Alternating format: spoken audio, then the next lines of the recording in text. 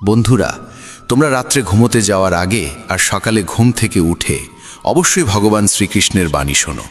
এতে তোমার জীবন বদলে যাবে। চলো আর কোনো দেরি না করে সেই পবিত্র বাণী শুনি।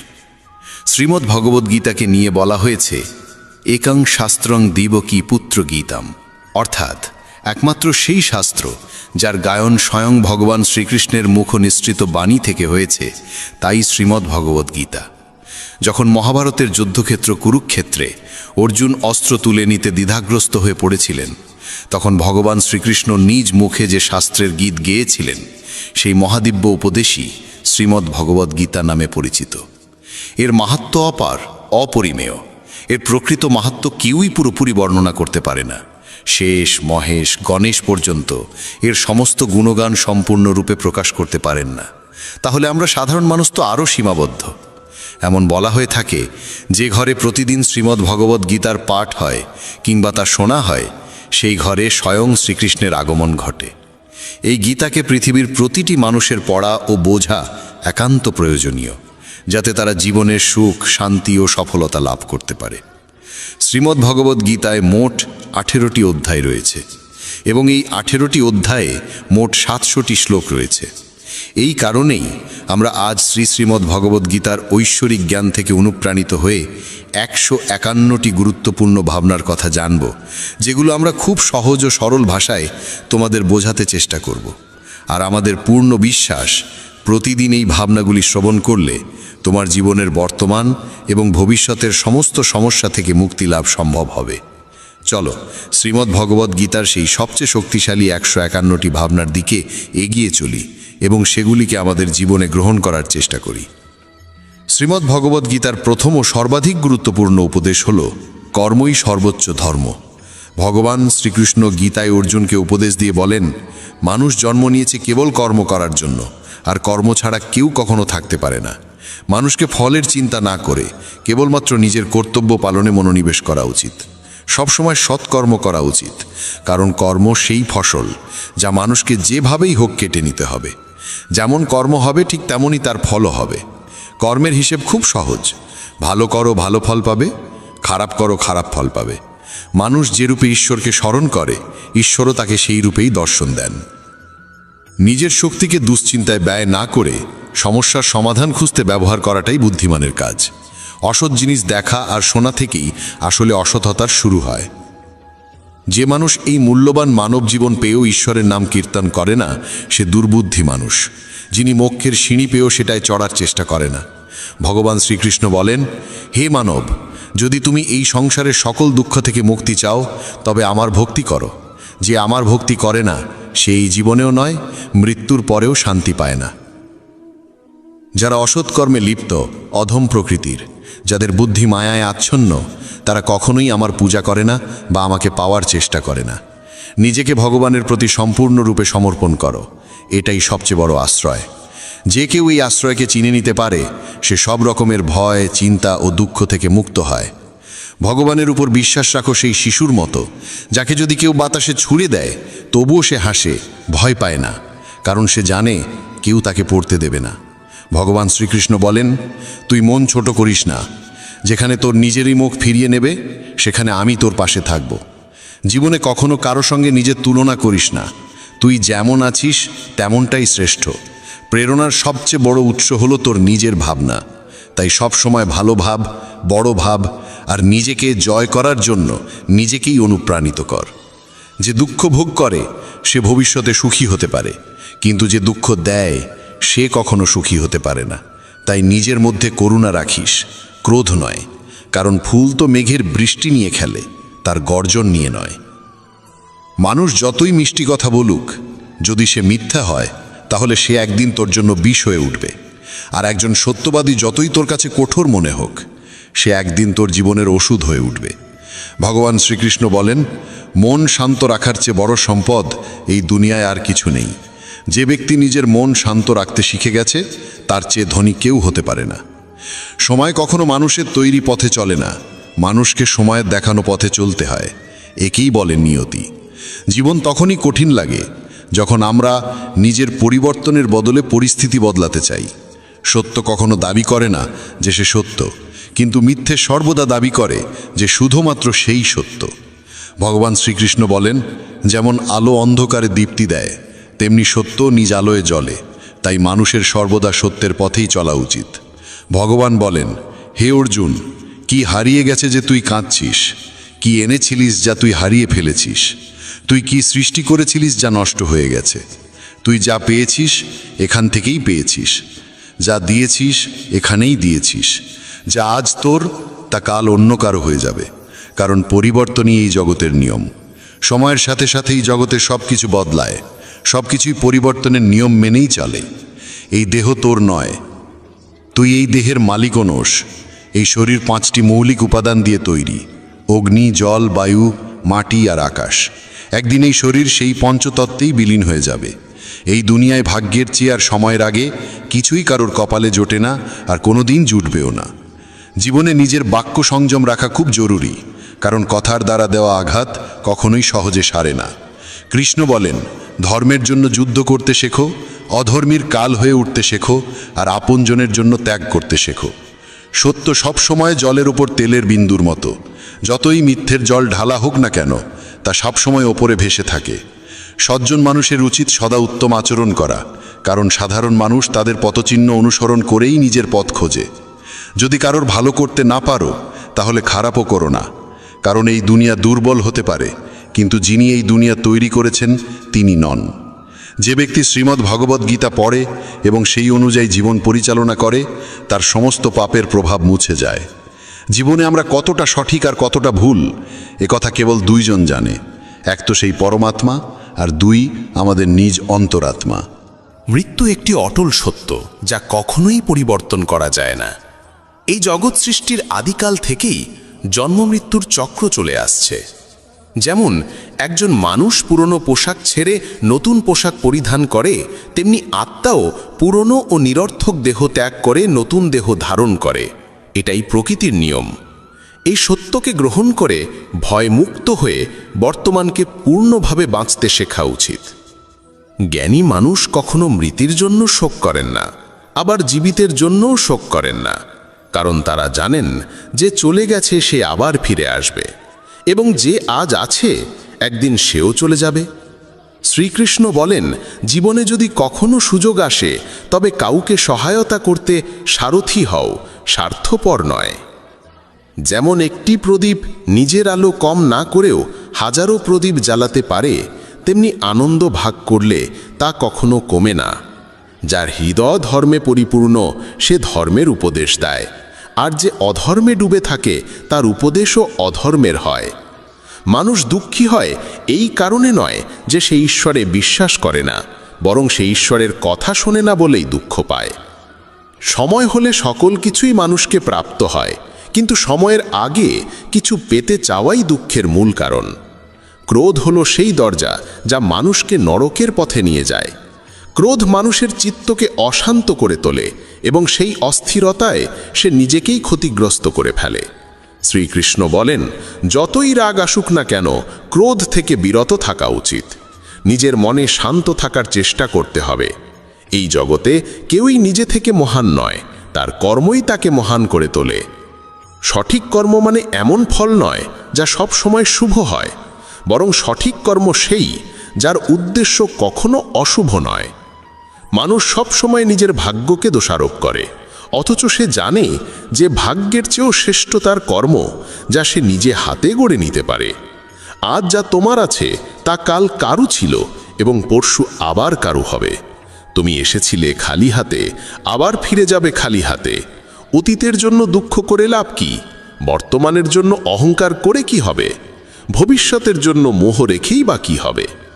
বুদ্ধিমান ব্যক্তিকে ক্রোধ ও লোভ পরিত্যাগ করতে হয়, কারণ এগুলো আত্মার পতন ঘটায়। মানুষ হৃদয় থেকে যা দান করতে পারে তা হাত দিয়ে কখনো সম্ভব হয় না, আর যে কিছু না বলেও যা বলে দিতে পারে তা কখনো শব্দ দিয়ে বলা যায় না। মনকে নিয়ন্ত্রণে রাখা ভীষণ প্রয়োজন। মানুষের মন বায়ুর মতো চঞ্চল। এই মনই মানুষকে কামনা বাসনার পথে ভাসিয়ে নিয়ে যায়। তাই জীবনে সফল হতে হলে মনকে আয়ত্তে আনা আবশ্যক। মনকে নিয়ন্ত্রণে রাখলে মস্তিষ্কের শক্তি একাগ্র হয় এবং তা কাজের সফলতা এনে দেয়। গীতার মতে যে ব্যক্তি নিজের মনকে আয়ত্তে এনেছে সে মন থেকে উদ্ভূত অপ্রয়োজনীয় চিন্তা ও ইচ্ছা থেকেও মুক্ত থাকে এবং নিজের লক্ষ্যে সহজেই পৌঁছে যায়। কিন্তু যদি মনকে আয়ত্তে না আনো তবে এই মনই তোমার সবচেয়ে বড় শত্রুতে পরিণত হবে। কোনো মানুষ তার সময়ের আগে কিংবা ভাগ্যের বেশি কিছু পায় না, তবে তবুও চেষ্টা চালিয়ে যেতে হবে। সবসময় সন্দেহ করা মানুষ কখনোই শান্তি পায় না, তাই সন্দেহ থেকে বিরত থাকা প্রয়োজন। অতিরিক্ত সন্দেহে মনের শান্তি নষ্ট হয় এবং মানুষ বিভ্রান্ত হয়ে নিজের সম্পর্কগুলো ধ্বংস করে ফেলে। দেহের সৌন্দর্য মনকে আকর্ষণ করে, কিন্তু স্বভাবের সৌন্দর্য হৃদয়কে আকর্ষণ করে। তাই মানুষের স্বভাব সবসময় নির্মল হওয়া উচিত। ইতিহাস বলে গতকাল সুখ ছিল, বিজ্ঞান বলে আগামীকাল সুখ আসবে, কিন্তু ধর্ম বলে যদি মন সৎ আর হৃদয় পবিত্র হয় তবে প্রতিদিন সুখ থাকে। কে কি করছে, কেন করছে, কিভাবে করছে, এসব থেকে যত দূরে থাকবে তত বেশি শান্ত থাকবে। শ্রীকৃষ্ণ বলেন, যে ব্যক্তির মধ্যে জ্ঞানের অভাব আছে এবং যার মনে ঈশ্বরের প্রতি বিশ্বাস নেই সে জীবনে কখনো আনন্দ বা সফলতা লাভ করতে পারে না। ক্ষমা করতে শেখো, নীরব থাকতে শেখো। তুমি এমন এক শক্তিতে পরিণত হবে যার সামনে পাহাড়ও পথ ছেড়ে দেবে। বেশি খুশি হলে বা বেশি দুঃখে থাকলে কোনো সিদ্ধান্ত নেওয়া উচিত নয়, কারণ এই দুই অবস্থায় মানুষ কখনো সঠিক সিদ্ধান্ত নিতে পারে না। কানহা বলেন, যখনই এই পৃথিবীতে পাপ, অহংকার ও অধর্ম বৃদ্ধি পাবে তখনই আমি তার বিনাশ করতে এবং পুনরায় ধর্ম প্রতিষ্ঠা করতে অবতার গ্রহণ করব। যারা আত্মিকভাবে জাগ্রত তাদের পথ হচ্ছে নিঃস্বার্থ কর্মের। যারা ঈশ্বরের সঙ্গে যুক্ত তাদের পথ স্থিরতা ও শান্তির। মোহই পতনের কারণ। মানুষের সমস্ত দুঃখের মূল হচ্ছে তার মোহ। যত বেশি মোহ করবে তত বেশি কষ্ট পাবে। পশ্চাত্তাপ অতীতকে পাল্টাতে পারে না এবং চিন্তা ভবিষ্যৎকে গড়তে পারে না। তাই বর্তমানেই সূক্ষ্ম যাই জীবনের আসল আনন্দ। মানব কল্যাণ হল গীতার মূল উদ্দেশ্য। তাই নিজের কর্তব্য পালন করতে গিয়ে মানুষের মঙ্গলকেই প্রাধান্য দেওয়া উচিত। হে অর্জুন, যে ব্যক্তি আমার অলৌকিক জন্ম ও কর্মকে সত্যভাবে উপলব্ধি করে সে দেহত্যাগের পর পুনর্জন্ম নেয় না এবং আমার পরমধামে পৌঁছে যায়। যে ব্যক্তি সমস্ত ইচ্ছাকে ত্যাগ করে, সমস্ত আবেগ থেকে মুক্ত হয়ে যায়, সে অপার শান্তি লাভ করে। শ্রীকৃষ্ণ বলেন, যে তোমার পাশে থাকে তার পাশে থাকো, যে তোমাকে ঠকায় তাকে ছেড়ে দাও। যেখানে তোমার সম্মান নেই সেখানে কখনো যেও না, না হলে মানুষ তোমাকে দুর্বল এবং মূর্খ ভাববে। যেখানে বৃষ্টি নেই সেখানে ফসল শুকিয়ে যায়, আর যেখানে সংস্কার নেই সেখানে ভাগ্যও শুকিয়ে যায়। ঈশ্বর আমাদের যা কিছু দিয়েছেন সেটাই আমাদের জন্য যথেষ্ট এবং সেটাই চিরন্তন সত্য। সংযম, সদাচার, স্নেহ এবং সেবা, এই গুণগুলো সত্য সঙ্গ ছাড়া আসে না। ঈশ্বরের প্রতি প্রার্থনা মানুষকে পরিস্থিতি বা ভাগ্য বদলাবে কি না সেটা নিশ্চিত নয়, কিন্তু সেই প্রার্থনা মানুষকে অন্তর থেকে বদলায়, তার চরিত্রে পরিবর্তন আনে। যে সমস্ত মানুষ বলে যে তাদের সময় নেই, প্রকৃতপক্ষে তাদের ঘনিষ্ঠ সম্পর্কের তালিকায় তোমার নামটাই নেই। কথা এতটাই মধুর হওয়া উচিত যাতে যদি কোনোদিন তা ফিরিয়ে নিতে হয় তবু কখনো তেতো না লাগে। নিজের মধ্যে সামান্য আত্মসম্মান থাকা প্রয়োজন, না হলে মানুষ তোমাকে সেখানেও দমন করার চেষ্টা করবে যেখানে তোমার অধিকার থাকা উচিত। যতক্ষণ না তুমি নিজেকে হার মানাও ততক্ষণ দুনিয়ার কোনো শক্তিই তোমায় হারাতে পারে না। নীরবতা হলো সবচেয়ে বড় জবাব, আর ক্ষমা করে দেওয়া হলো সবচেয়ে বড় শাস্তি। যে মানুষের মধ্যে ধৈর্যের শক্তি থাকে তার শক্তির কোনো তুলনা হয় না। আমাদের অহেতুক দুশ্চিন্তা আর মনের ভয় এমন এক রোগ যা আমাদের আত্মার শক্তিকে ছিন্ন ভিন্ন করে দেয়। মানুষকে জীবনের চ্যালেঞ্জ থেকে পালানো উচিত নয় এবং ভাগ্য বা ঈশ্বরের ইচ্ছাকে অজুহাত বানিয়ে চলা উচিত নয়। দুর্বল তুমি নও, তুমি তো সময়ের সন্তান, আর সময় কারোর এক জায়গায় থাকে না। তুমি শুধু তোমার কর্ম করে যাও। যে কখনো সংকট দেখেনি সে নিজের শক্তির আসল পরিচয় জানে না। যে মানুষ অন্যের কষ্ট বোঝে, যার মধ্যে দয়া আছে, যার হৃদয় ভালো, তাদের আবার জন্ম নিতে হয় না। কাউকে কিছু দিয়ে অহংকার করো না। কে জানে তুমি দিচ্ছ না, শুধু আগের জন্মের ঋণ শোধ করছো। অহংকারী মানুষের বংশ, ঐশ্বর্য আর মর্যাদা, এই তিনটেই একে একে হারিয়ে যায়। বিশ্বাস না হলে কৌরব আর কংসের উদাহরণ দেখো। যদি কারো উপর বিশ্বাস করতে চাও তবে তার কথায় নয়, তার আচরণে নজর দাও। ভগবান শ্রীকৃষ্ণ বলেন, যে মানুষ আমাকে চিনে যায় সে জন্ম আর মৃত্যুর বন্ধন থেকে মুক্ত হয়ে যায়। যা তোমার ভাগ্যে আছে তা তোমার কাছে নিজেই এসে যাবে, আর যা তোমার নয় তা এসেও সরে যাবে। যেমন হাওয়া নৌকাকে দিকভ্রষ্ট করে দেয়, তেমনি মানুষের বাসনা তার বুদ্ধিকে বিভ্রান্ত করে তোলে। ভগবান শ্রীকৃষ্ণ বলেন, যে মানুষ সুখ দুঃখ মান অপমান সব অবস্থায় শান্ত থাকে সেই মানুষই আমার কাছে অতি প্রিয়। সময় এক অদ্ভুত ব্যাপার। যদি তার সঙ্গে চলো সে তোমার ভাগ্য বদলে দেয়, আর যদি তার সঙ্গে না চলো তবে সে তোমার জীবনটাই বদলে দেয়। মানুষ কাঁদলে দুর্বল হয় একথা ঠিক নয়, বরং কান্নায় যিনি ভেঙে পড়েন তিনি সবচেয়ে শক্তিশালী হয়ে ওঠেন। আমাদের যা আছে তাতেই খুশি থাকা উচিত, কারণ আমরা যেমন জীবনযাপন করছি সেটাই অনেকের স্বপ্ন। পাথর হয়তো শেষ আঘাতে ভেঙে পড়ে, কিন্তু প্রথম আঘাত কখনো বৃথা যায় না। সে মানুষটিকে কখনো বিশ্বাস করো না যার স্বভাবই হলো কষ্ট দেওয়া বা প্রতারণা করা। যদি চাও সবাই তোমায় ভালোবাসুক, তবে ভালোবাসার সূচনা তোমাকেই করতে হবে, কারণ প্রকৃতির নিয়ম, যা বপন করবে তাই ফলবে। অনেক সময় কোনো কিছু আঁকড়ে রাখা তোমার ক্ষতি করে দিতে পারে, তাই যা চলে যেতে চায় তাকে চলে যেতে দাও। চোখের জল যদিও ওজনে হালকা, কিন্তু ঝরে পড়লে মনটা অনেক হালকা হয়ে যায়। মানুষ ভুল করে অন্যদের চোখে ধুলো দিতে পারে, কিন্তু ভগবান তো সব হিসেব রাখেন। তোমার সততা আর অন্যের ভুল কখনো বোঝাতে যেও না, সময় একদিন সব নিজেই বুঝিয়ে দেবে। ঈশ্বরের সৃষ্ট একটি গাছের নিচে যেমন ধনী বসতে পারে তেমনি গরিবও বসতে পারে। দুজনই একরকম বাতাস আর ছায়া পায়, কোনো তফাৎ নেই। এর মানে ঈশ্বর সব মানুষকে এক চোখে দেখেন। সেই মানুষটিকে কখনো উপেক্ষা করো না যে তোমায় ভালোবাসে, তোমার যত্ন নেয়, তোমায় মনে করে, কারণ একদিন যখন তোমার চোখ খুলবে তখন তুমি বুঝবে যে তুমি তারা গুনতে গুনতে চাঁদকে হারিয়ে ফেলেছ।